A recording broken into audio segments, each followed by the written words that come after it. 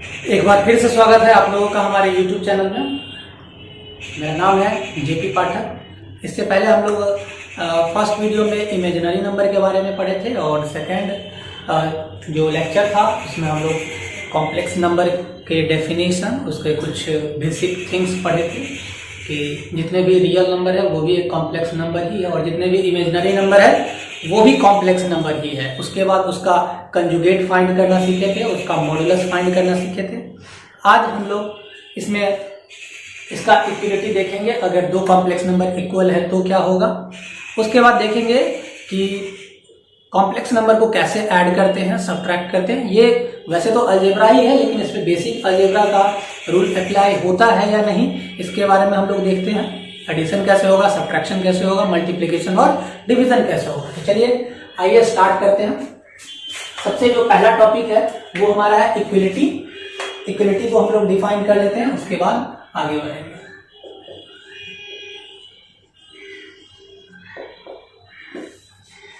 Equality of complex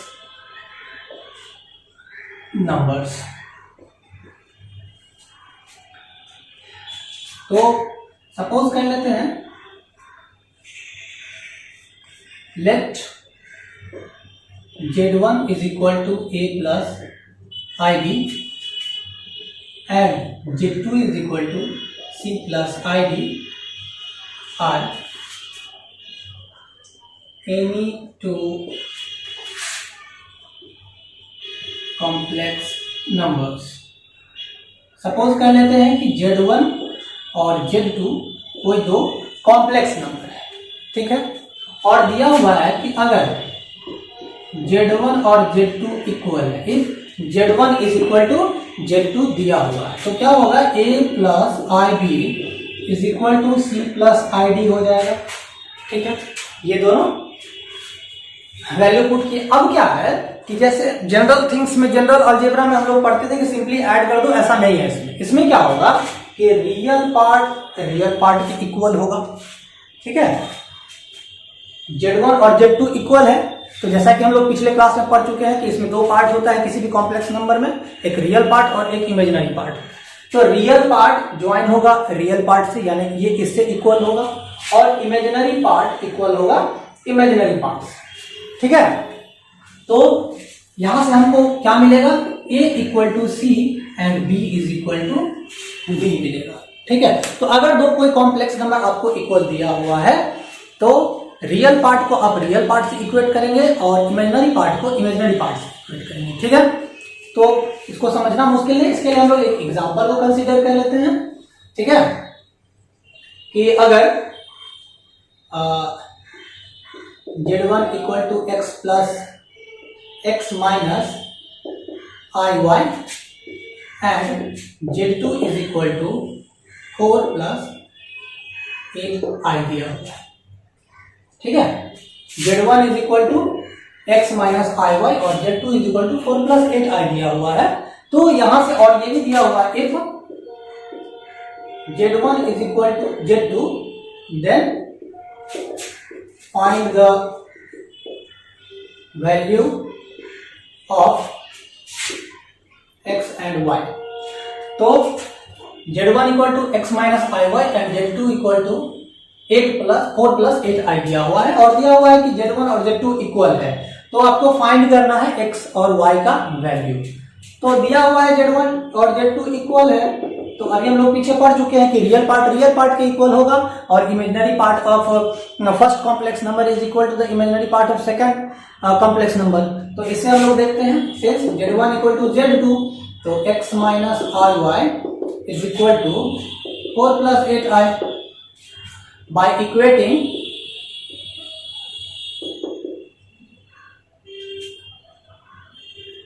real and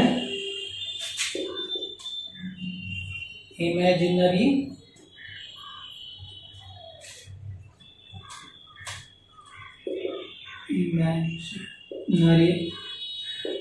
part both sides। अगर real और imaginary part को equate करेंगे दोनों तरफ से, तो x इज इक्वल टू 4 आ जाएगा and minus y is equal to 8 आ जाएगा। यहाँ से x equal to 4 and y is equal to -8 में करके आ जाएगा। ठीक है, तो रियल पार्ट को रियल पार्ट से इक्वल किए और इमेजिनरी पार्ट को इमेजिनरी पार्ट से इक्वल किए। ठीक, तो यहां से वैल्यू निकल के आ जाएगा।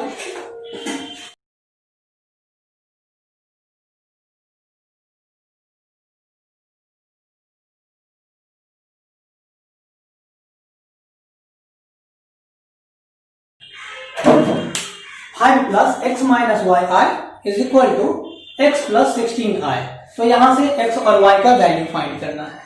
तो इसमें भी ये इक्वल पहले से दे रखा है, तो रियल पार्ट को रियल पार्ट से इक्वेट करेंगे और इमेजिनरी पार्ट को इमेजिनरी पार्ट से इक्वेट करेंगे।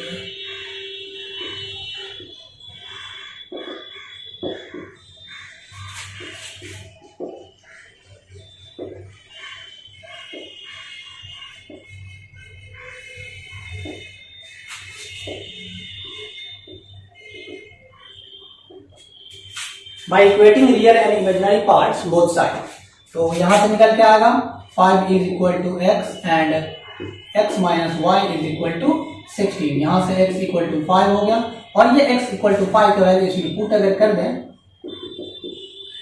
तो y का वैल्यू हमारे पास कितना आएगा -11। तो x equal to 5 and y equal to -11 is the answer. ठीक है, तो कोई भी दो कॉम्प्लेक्स नंबर इक्वल होगा तो आप इजीली फाइंड कर सकते हैं। कोई भी मिसिंग नंबर या कोई भी अननोन वेरिएबल्स रहेंगे तो उसका वैल्यू आप लोग इजीली फाइंड कर सकते हैं। ठीक है, तो चलिए आगे देखते हैं। चलिए आप देखते हैं कि दो अगर कोई कॉम्प्लेक्स नंबर दिया हुआ है तो उसको कैसे ऐड करेंगे और कैसे सबट्रैक्ट करते हैं। ठीक है, एक Z1 is equal to a plus I B and Z2 is equal to C plus I D. ठीक है, दो कॉम्प्लेक्स नंबर हम लोग कंसिडर किए हैं, Z1 a plus I B and Z2 equal to C plus I D. तो Z1 plus Z2 is equal to कितना, then Z1 plus Z2। तो simply a plus I B plus C plus I D. Same जैसे equality में हम लोग किए थे, real part को रियल पार्ट से इक्वेट किए थे और इमेजिनरी पार्ट को इमेजिनरी पार्ट से इक्वेट किए थे, तो वैसे ही इसमें भी है कि रियल पार्ट से जुड़ेगा और इमेजिनरी पार्ट से जुड़ेगा। ठीक है, तो यहां से क्या निकल के आएगा कि a प्लस सी और i बाहर अगर ले लेते हैं तो b प्लस डी हो जाएगा। ठीक, तो सिंपल है कि दोनों का सम, कोई दो अगर कॉम्प्लेक्स नंबर दिया हुआ है तो उसको अगर आप ऐड करते हैं तो रियल पार्ट को रियल पार्ट से ऐड करेंगे और इमेजिनरी पार्ट को इमेजिनरी पार्ट से ऐड करेंगे। ठीक, अगर इसी को सबट्रैक्ट करें हम लोग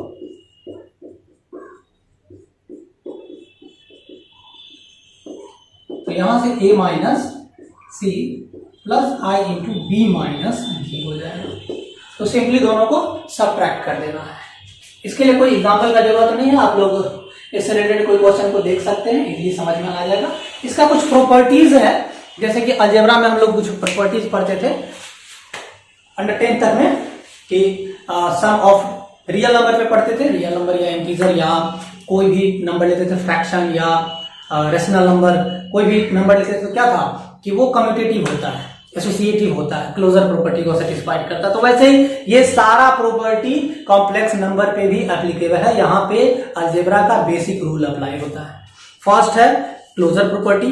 क्लोजर प्रॉपर्टी क्या होता है कि sum of two complex number is also a complex number. तो यहाँ पर हम देखिए कि दो कॉम्प्लेक्स नंबर को ऐड किया तो ये भी एक कॉम्प्लेक्स नंबर का ही फॉर्म आया है। ठीक है, x प्लस आई वाई का फॉर्म आया है। दो कॉम्प्लेक्स नंबर को माइनस भी किया तो एक कॉम्प्लेक्स नंबर ही आया है। तो चलिए हम लोग अभी एडिशन पे ही रहते हैं। तो sum of two complex number is also a complex number. ठीक है, सेकेंड प्रॉपर्टी क्या था, कम्यूटेटिव था। कम्यूटेटिव क्या होता है कि दो नंबर है, अगर दो कॉम्प्लेक्स नंबर है तो उसको किसी ऑर्डर में ऐड करें, यानी Z1 प्लस Z2 करें या Z2 प्लस Z1 करें तो वो भी एक दोनों आपस में इक्वली होता है। If Z1 and Z2 are any two complex number then Z1 plus Z2 is equal to Z2 plus Z1। तो ये बेसिक प्रॉपर्टी है, ये आप लोग को आता ही होगा। एसोसिएटिव फिर 3 पे है।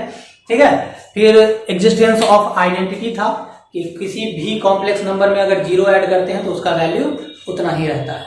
ठीक है, किसी भी कॉम्प्लेक्स नंबर में 0 ऐड करेंगे तो उसका वैल्यू उतना ही रहेगा। उसके बाद था एडिटिव इनवर्स, किसी भी कॉम्प्लेक्स नंबर में उसके इनवर्स को ऐड करें। इनवर्स मीन्स कि -z को ऐड करें तो उसका वैल्यू कितना आ जाएगा, 0 आ जाएगा। अगर ये कोई कॉम्प्लेक्स नंबर दिया हुआ है, z = a + ib दिया हुआ है, तो -z कितना हो जाएगा, -a + ib, that is -a - ib। तो अब अगर हम लोग किसी भी कॉम्प्लेक्स नंबर में उसके नेगेटिव को ऐड करेंगे,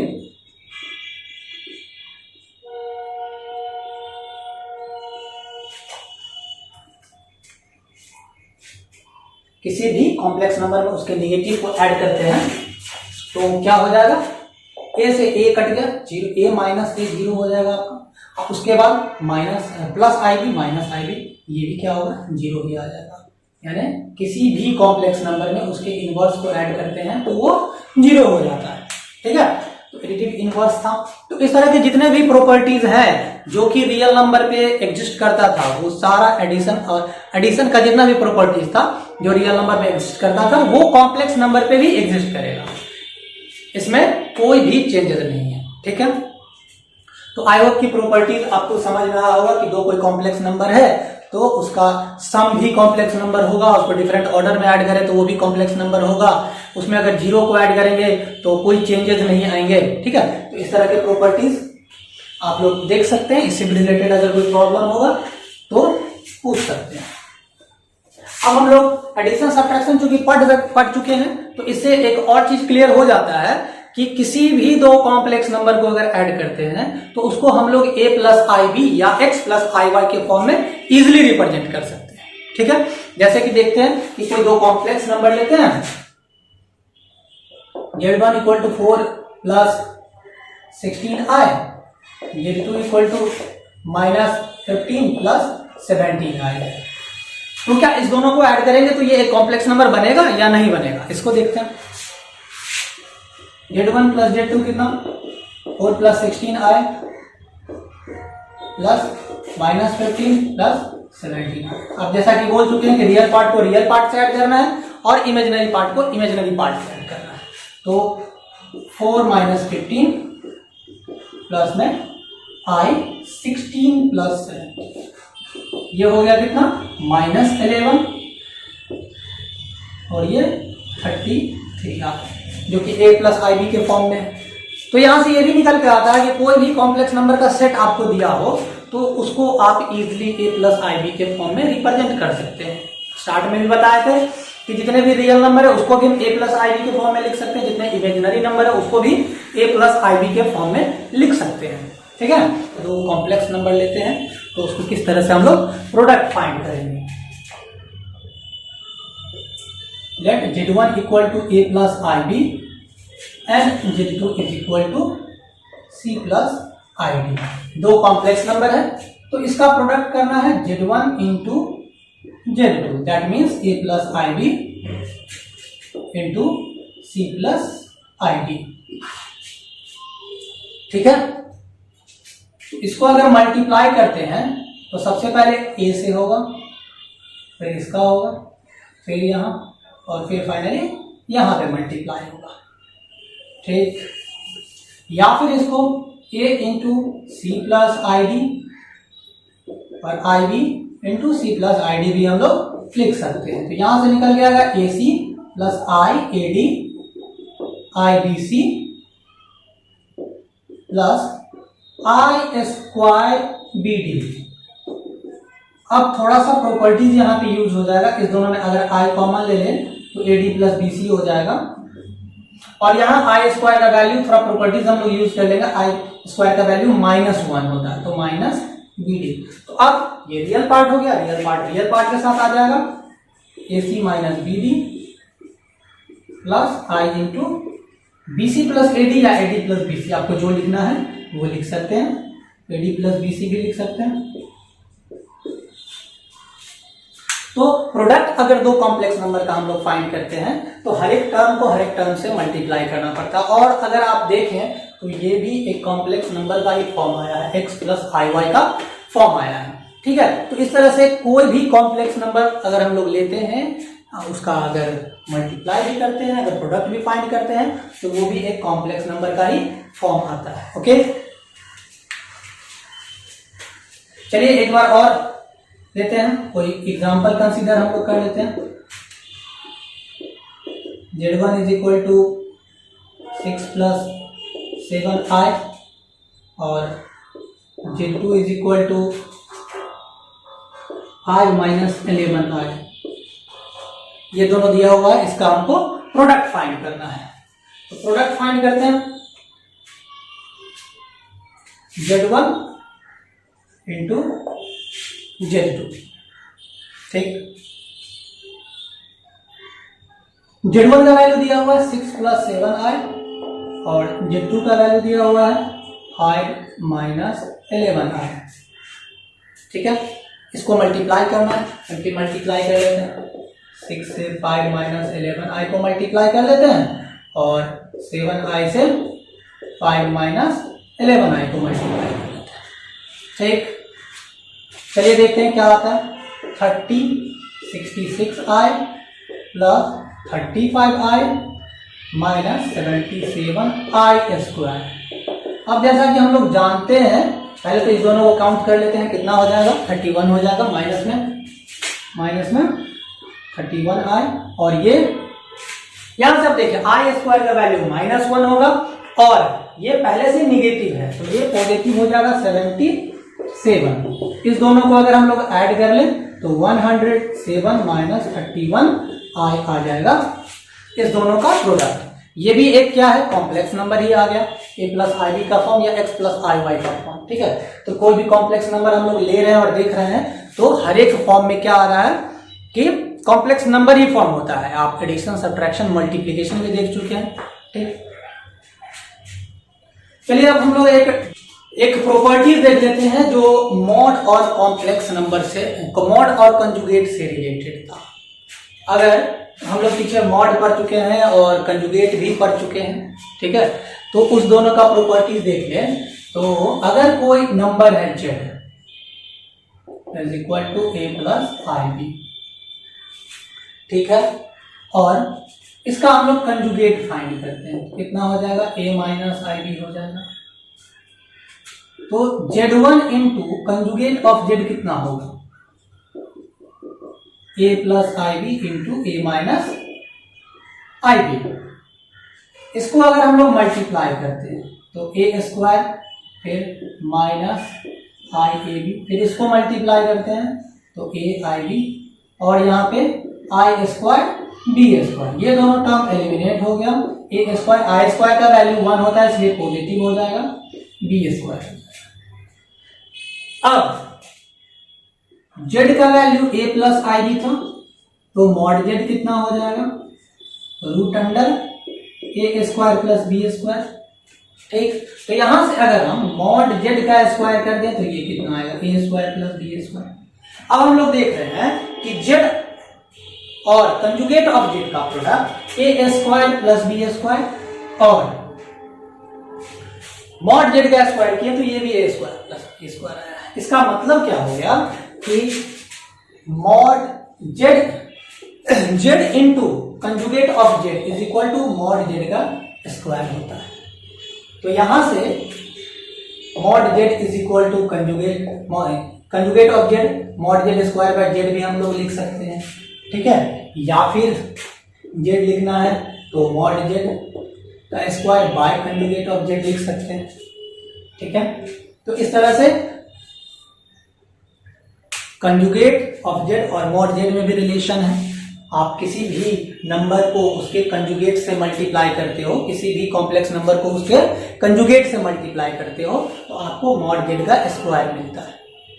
ठीक है, z1 is equal to a plus I B and z2 equal to c plus I D दिया हुआ है आपके पास।